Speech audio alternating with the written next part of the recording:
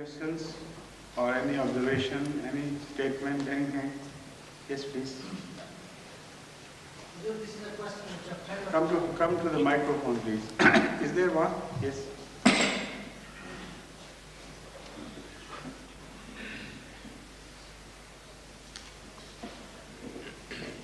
This is a question a friend of mine asked. But it's not working, the microphone. Now it's all right, yes? This is a question which a friend of mine asked. He is a Shia Muslim. He married about 18 years ago to an English girl. He married to an English girl 18 years ago. Shia Muslim. Shia Muslim, that's right. And marriage took place in a registry office. He has been told by his community leaders that he is living in sin. He asked me, what's the view of your community on this? The ceremonialization of marriage, according to Islam, is not as limited as most of the Maulvis believe. The fact is that when non-Muslims become Muslims, their marriage is not repeated, and their children are always taken in as legitimate.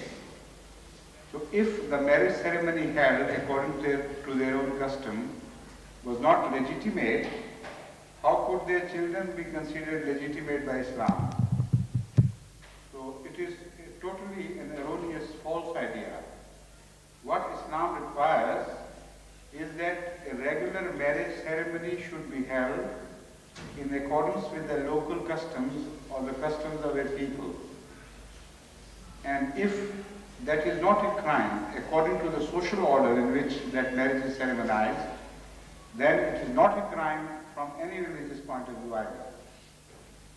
So, but those who are already Muslim and know a better way and a definite form of ceremonialization, if they intentionally ignore it to an inferior system, and knowing that Islam requires this, that is in itself a crime, but of a smaller order which will not affect the fact of marriage, which will remain valid.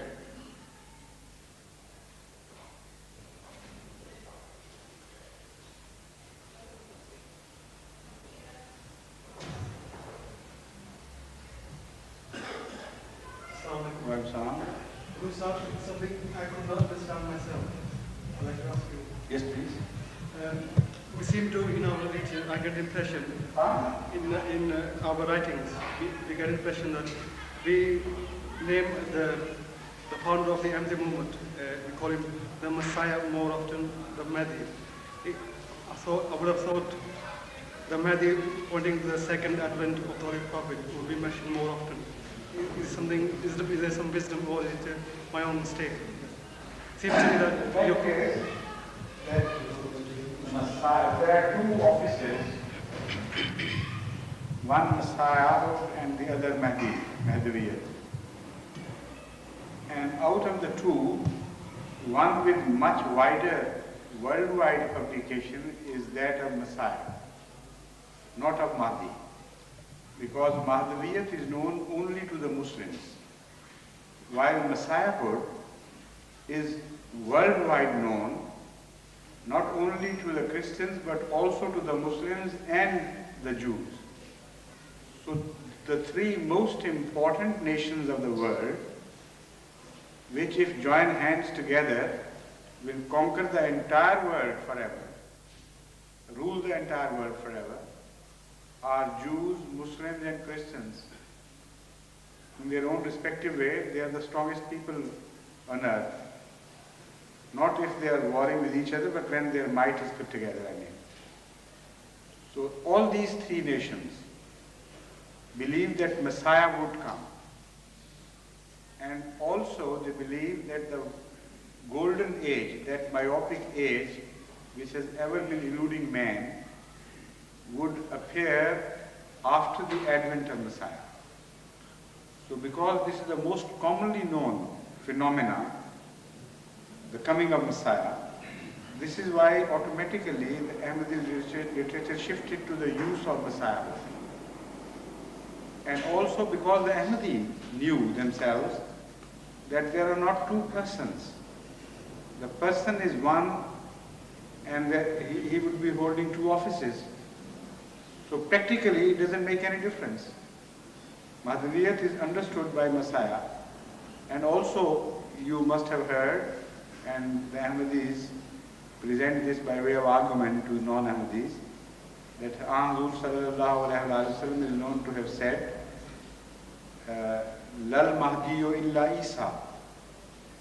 Mahdi and Isa are one and the same thing. There won't be any other Mahdi than Isa, or any Isa other than a Mahdi. So all these things make that preference of Messiahhood very insignificant. It doesn't make any difference if you don't mention the name of Mahdi, the name of Mahdi. It is a part of Messiahhood. It's not different.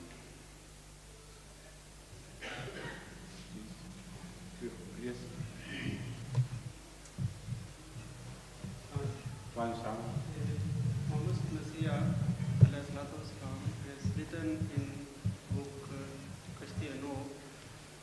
It is in a sort of interrogation. This is a bit shorter than your height. You will lift it a bit further. The microphone, the mouth of the microphone should be tilted upwards.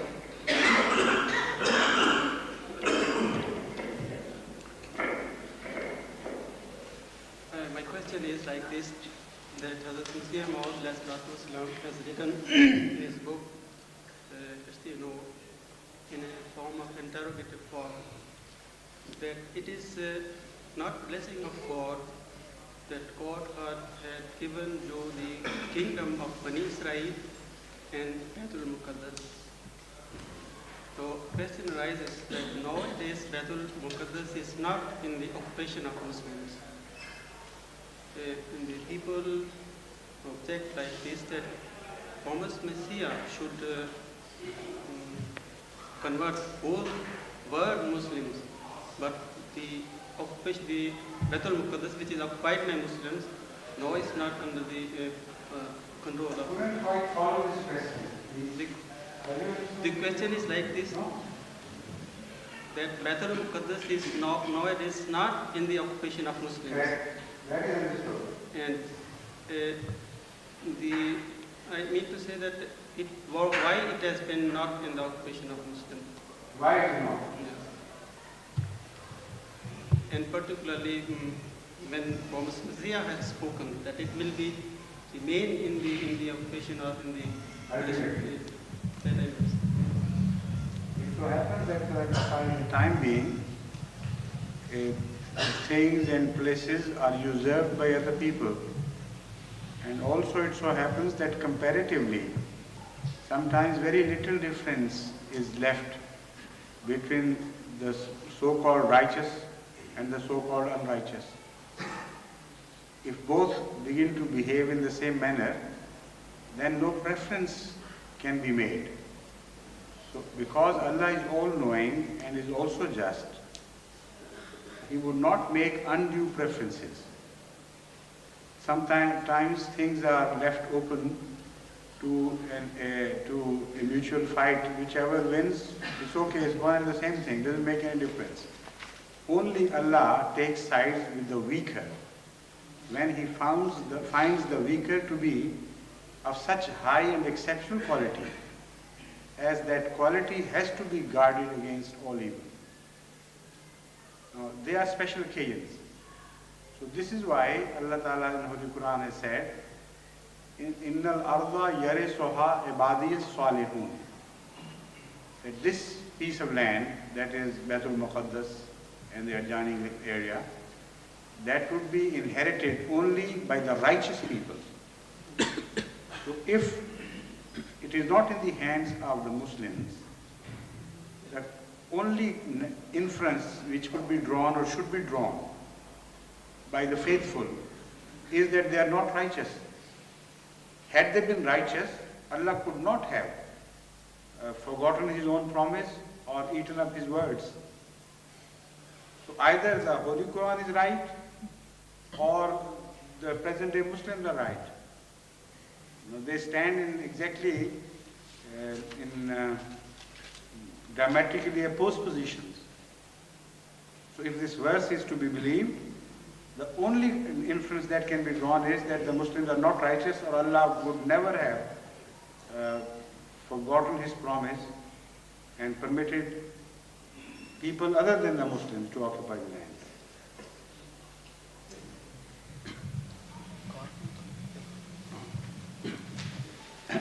The owner of car number PB.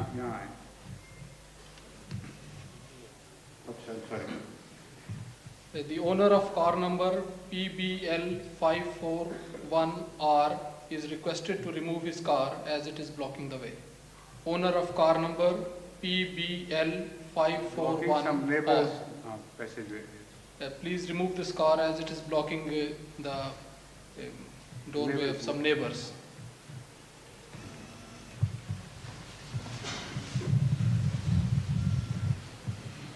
Yes, please. When did you from Glasgow? This afternoon. From Glasgow. Hazur, my question is very fundamental because one of the Scottish family is Alhamdulillah under Tabligh, and they said they are well-to-do family, and they said that we have a concept of. They are only about 4 months ago you went there and settled. And during that short period, you have already established the acquaintance and established a pleasing relationship. So the family says that we have a concept of happiness as to, because there is well-to-do family, right, and we got the material things, and they are church-going people, and they said that when we go to church or we do not go to church, the concept of happiness in our life does not change. So it means going to church doesn't make any difference to us. Then they asked me this question, that if we start listening to you or to Islam as a whole, how this concept is going to be changed? Because according to them, the religious is not going to change that concept of happiness, because those things, materialists, because they think very materialistically. This is a very interesting question, and I think instead of your working as a go-between, it would be much better if you bring them here one day and we sit together, spend a couple of hours to discuss various aspects of this question, because this is a very wide question, applicable to almost every sphere of life. First of all, happiness will have to be defined. What is happiness? Then what types of happiness are in existence? Religious, material and otherwise, or is it one indivisible happiness which takes different forms in various situations? So all these questions first have to be solved by a philosophical discussion of this concept of happiness. Then things will become very easy. Otherwise, if you don't define happiness and enter this debate, then the confusion will continue, and you will not be able to make them understand what you really mean. But as I told you, this cannot be handled in this manner, that I speak to you piecemeal and then you convey, because sometimes they would have questions. Suppose I have told you something about it and it is not what they had in mind. You will start a few sentences and an unexpected question suddenly would arise, and then you would know that the answer was not sufficient. This is like learning languages and practicing them. Did I tell you about my experience of Chinese? That landed me into a very similar embarrassing situation. You know Usman Chini Sahib, don't you? I once asked him to teach me about 100 odd sentences in Chinese which can be used in everyday life.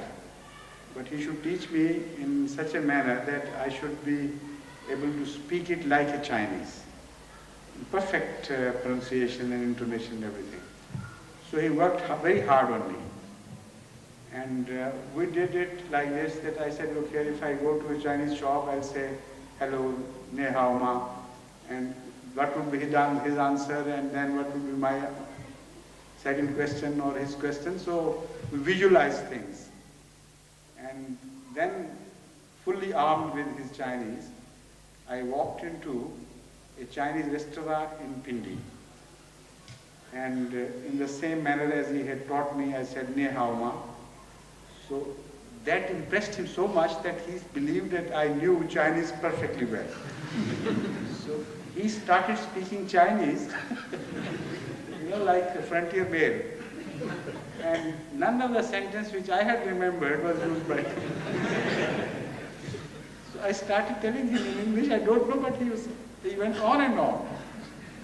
So this is how sometimes one faces such a situation. Such conversations should be held directly. I prefer that.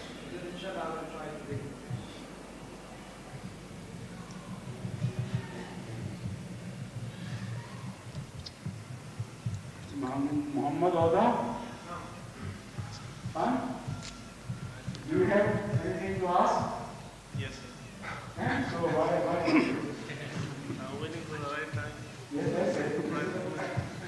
This is why I asked you, because I thought you would not ask unless I asked you first. You are waiting for permission, isn't it? Yes, please come on.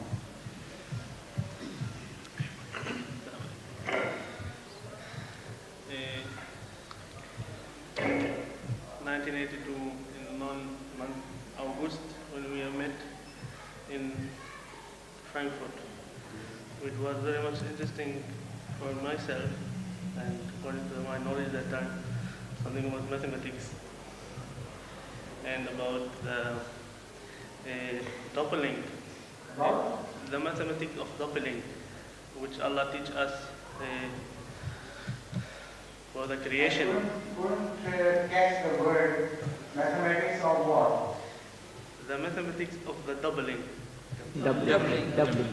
For example, one. Multiply. The one I taught you there. Yes, The one I mentioned in the mosque. yes, sir. Are you referring to that? Yes, sir. Correct. Now, it was so much for me inside me that I did not. I have some knowledge on mathematics. I've studied some time about it, and I made such a research, small research, and my question is actually, if there is a formula which we can say through this Allah has created the creation The whole life and everything. through the mathematics of the doubling. Yes. Because if there is, then I might I understand your question. yes. Please sit down. By mathematics of doubling, this young brother Muhammad Oda means that once during 1982 visit to Frankfurt, I explained to the young men present that you cannot become victorious unless you follow the ways of nature and the reproductive system of nature. And that system is not like a missionary system that out of a community of 500 or 1,000, just one missionary is expected to produce, or like the honey bee comb system, where just one queen is reproductive and the rest are laboring and working to support the queen. The system observed in nature is very different. It began with doubling.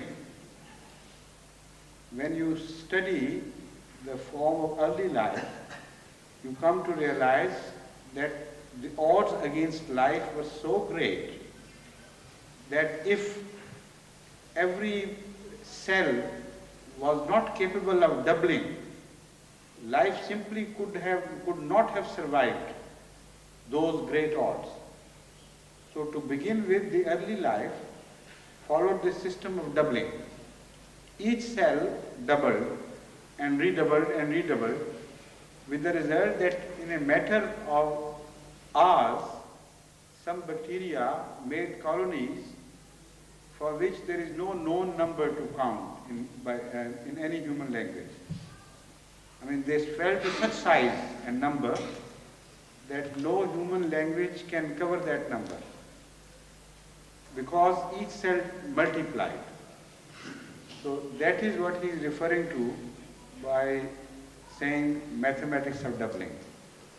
I said in preaching, it is highly important that we follow the ways of nature, and instead of depending upon a few missionaries or just a few very forward people, if each Ahmadi learns how to double at least once in a year, then that victory, which appears to be far, far beyond your reach, and is in fact receding from you at a faster pace than you are walking or running towards it. I explained to them that it is a fact that people, non-Ahmadis, are reproducing through the normal sexual system, the normal reproductive system, at 100 times or more rapid rate than we are gaining converts. So how could you ever dream of capturing the entire world for the sake of Islam unless you rectify your ways and begin to imitate nature of Allah, and the nature which was imitated by every prophet. And during the early time of prophethood, this was the phenomena which was responsible for great revolutionary changes and none other. This is what I tried to impress upon them, and also I quoted an example to make them remember this. It's a very interesting example. It is said that the person who invented chess, the king of China, it is said that he was a Chinese and it was the emperor of China to whom it was presented, but whatever the details be, they are neither here nor there. The conversation which passed between them, that is important. The emperor was so pleased that he asked the inventor of chess to name his prize, and it would be for the asking. So he said, "O Emperor, the prize is very big. I hope you will not mind if I ask that prize." He said, "No, name anything. My empire is far too big for you to defeat me." So he said, "Take one piece of rice, one seed of rice, put it in the first check. What do you call khana? First khana? Chess में square कहते हैं? हाँ, yes.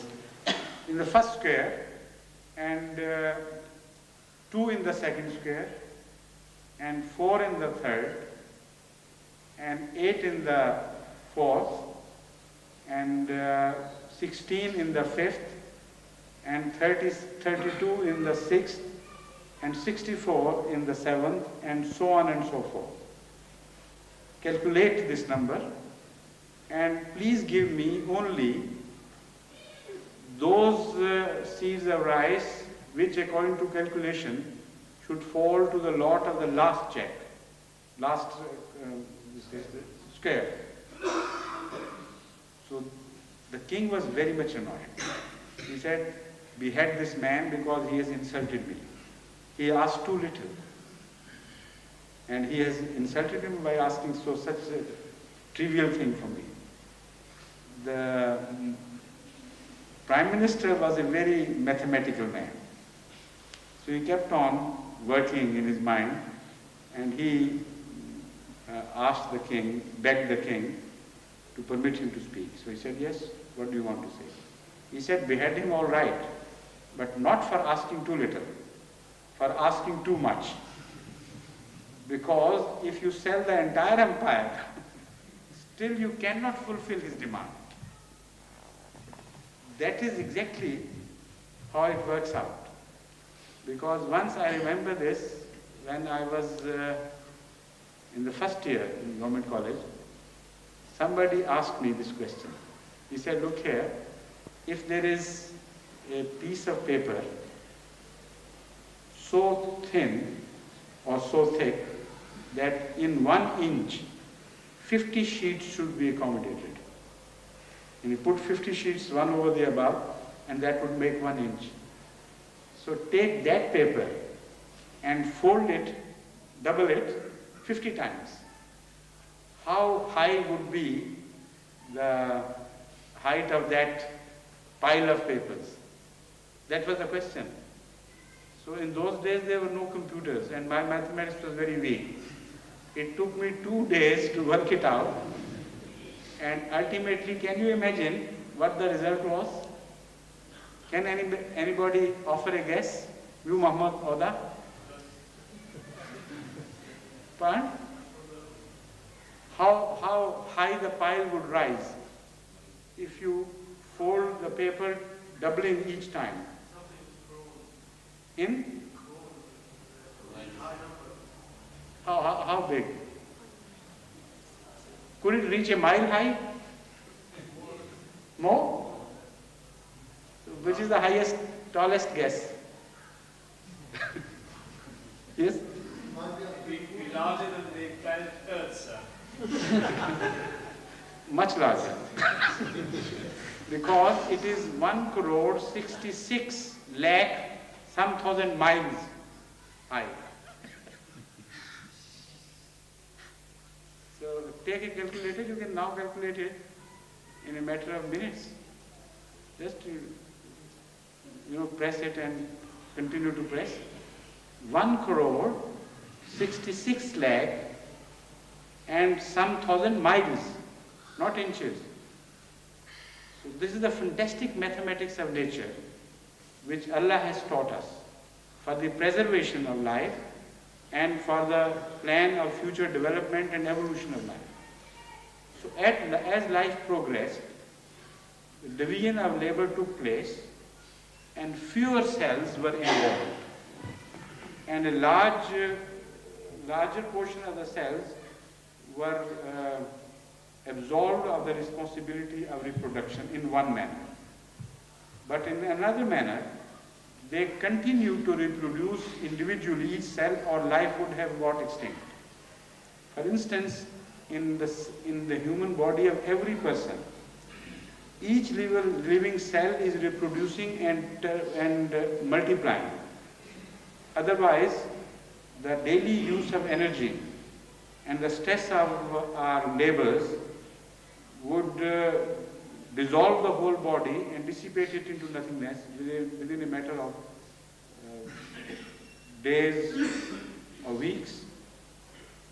Because every 7 years, the whole system of the body, every cell is changed into a new one.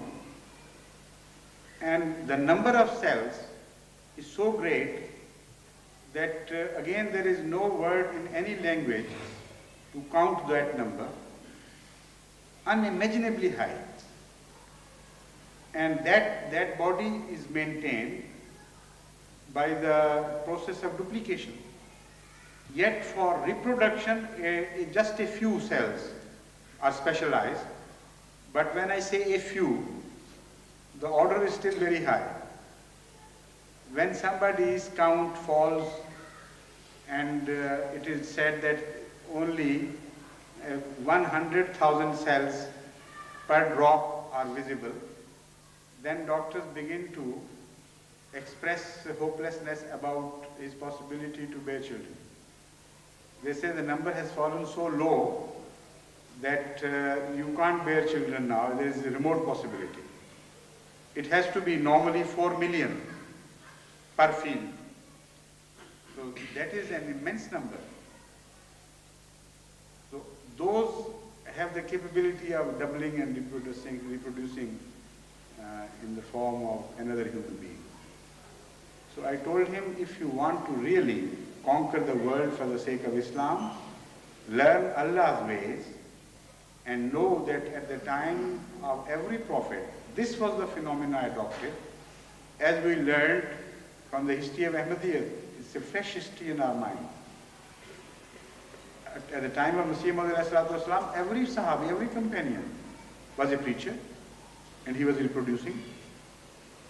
And the second advantage of this is, which perhaps he doesn't remember, but I also told him, that if you reproduce at every level, then you draw a balanced society from around you. Like it happened at the time of Hazrat Masih Maud. A Nawab would be preaching to a Nawab, an advocate would be preaching to an advocate, a peon would be preaching to a peon. In their own respective spheres, Ahmadiyyat spread in a most well-balanced manner. A miniature society was created which was exactly depictive of the society outside. It was miniature, but in proportions. It was reflective of what was around. But if you ask just the missionaries to preach, they have their limited reach. And every missionary has his own reach. Some can fly high, some can fly low, and they can't change that platform of their approach because they are made like it.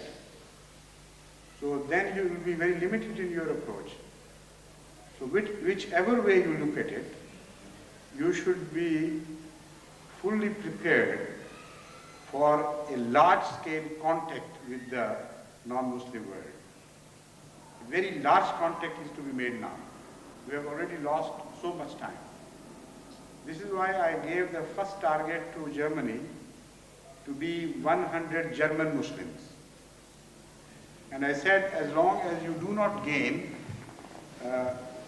following from the local people who are the true sons of the soil, you cannot establish Ahmadiyyat anywhere in any country of the world.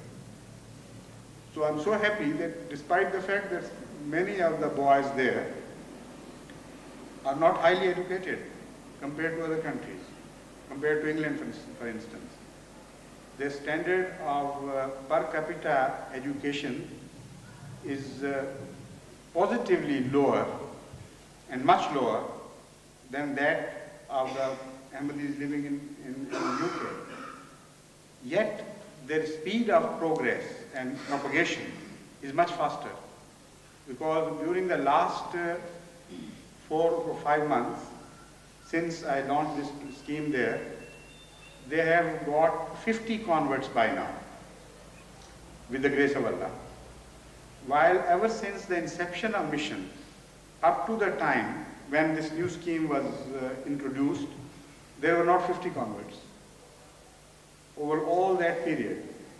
And among them, with the grace of Allah, 16, some are Germans, and some are, for instance, Yugoslavs, Italians, even Sinhalese, and there is a wide variety of people coming from various directions.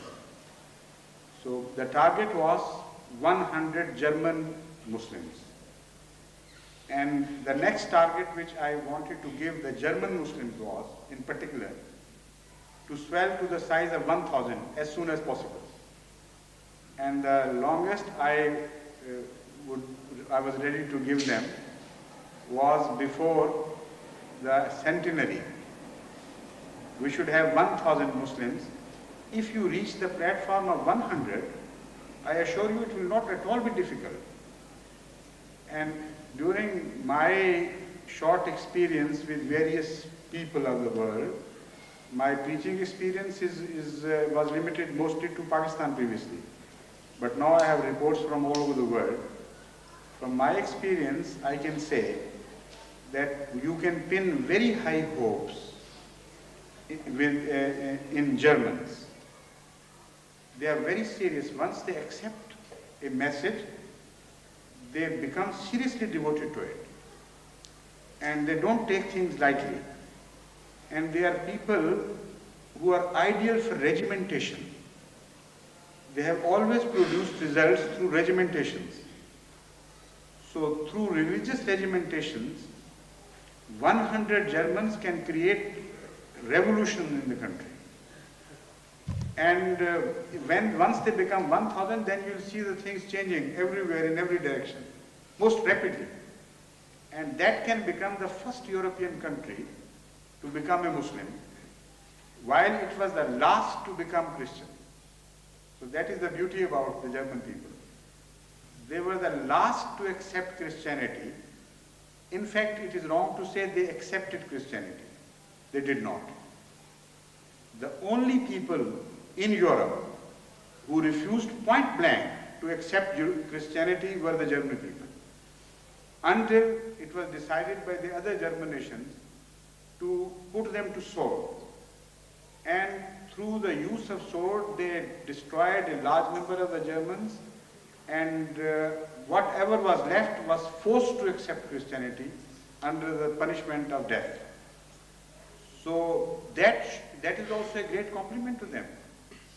Their simple, straightforward minds could not understand the intricacies of Christian doctrine of Trinity. This is why they didn't accept. And their simple, straightforward minds are readily accepting Islam because it is exactly according to their nature. So this is why I am relying on Germans to become first European country which should be declared a Muslim country. And this is not a tall hope or high talk. The fact is that my short experience with them reassures me that the moment they reach these two stages, one after the other, first 100 and then 1,000 German, then things will spread very rapidly, inshallah. That is the mathematics of doubling. Now you understand? No, I was asking him. He had asked about this mathematics of doubling, so I was addressing him about it. Yes, please now, continue. Is it the reason that Germans seem to incline towards the Islam, or they are ready to accept that they have done so much research on Christianity and did not find anything, because their research is very high? They have their own distinct approach to life. They are not like other ordinary people of Europe. In fact, every European country has its own stamp and style of character. So the French are different, the Germans are different, the British are different. They have their own respective good qualities. I am not denying the other European countries the right to be praised. They should be praised in their own respective qualities of excellence. But for Islam, I think the Germans are by far the best. And if there are others who think they are best, they should come forward, like Mr. Bashir Orchard, and he should try to prove me wrong in this respect by establishing a faster moving community in England. In this respect, I will not be offended if anybody proves me wrong.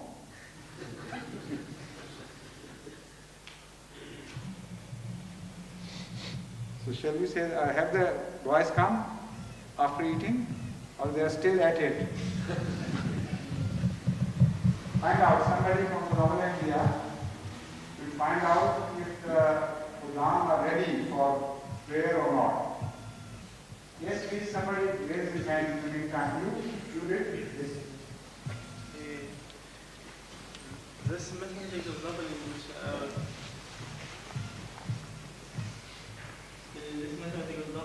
I was thinking about the creation of... You have regularly coined this term now. Mathematical doubling. The creation of the earth and the skies, which Allah said, Father السماوات والأرض, when they said, خلقنا من كل شيء زوجين اثنين. So I was thinking that the beginning also was supposed to be two, Zawj. And through the doubling, it has been to four. No, in the beginning there was one. Yes, one. Yes. Then it was turned into two. And from then on, it was a system of doubling. Yes. So, this is all, and I said that I've just found the formula of this. Huh? I've just found a formula in mathematics how we can prove everything good. Well, this Zojang is a different phenomenon. It does not apply to the concept of doubling of which we were talking. This Zojang is a completely different phenomenon. It is also a very wide, a word of very wide application. Zojang in one instance means a system of complementation. Everything is complementary and not complete in itself and not independent. There is a complementary unit to everything. That is one way of saying. For instance, each atom in the world, in the universe, is in need of joining hands with some other. And this is what is called valency. Some have single valency, some 2, 3, 4, and so on, up to 4. The interplay of this desire to meet others and be complemented is a system of Zojang. Similarly, divide whatever you find in the world of chemistry or physics, I mean, or animal life, you will find this Zojang system in existence. The scientists have delved very deep now in the secrets of existence, and they have gone very deep into the subatomic world as well, subparticle world. And they find that everything is in pairs. If there are quarks, positive quarks, there are negative quarks. If there is a positive electron, there is a negative electron. If there is a negative electron, positive positron, and a negative positron, they give different names to them. So each element, which is subparticle element, and they have divided into so many categories, like muon and neutrino and so on, they all have an opposite number. If one is positive, the other is negative. If the other is negative, the other one is positive. With the result that the sum total of this universe is 0. The whole universe, if it is added together, would turn out to be 0. Which means this is how God has created from nothingness. It is in fact nothingness, but nothingness has been divided into two types of existences, and they are kept separate from each other. You bring these two existences together, and they will ultimately result into nothingness. The result, sum total, would be 0. Like an equation, if the two sides of that equation are brought together, the result is 0. So an equation sign has been created by God in nothingness, between the two types of nothingness. And this is what we observe as the universe. So that Zojang system is different. I mean, it is a very, I'm just quoting a few examples. It's a very interesting system of khalaqa, how God created Zojang and what he means by that Zojang. It doesn't mean the doubling which we were discussing. Yes, that's totally away from my head. That means that this, if we say one thing is that in the beginning the earth was so small, and then through the opening of the atom it has been bigger and bigger, and so with the water. In one sense, you're right. As far as the mass is concerned, you're not right. The mass remained the same, but the expansion kept on, and new shapes were given to existence. New forms were created, but not the increase in mass. After the first Big Bang, whatever mass had disappeared into that black hole came out again, and it remained so till today. It changed into the form of energy, or energy took shape of mass, matter, but the sum total remained the same. Yet expansion there has been going on, of course.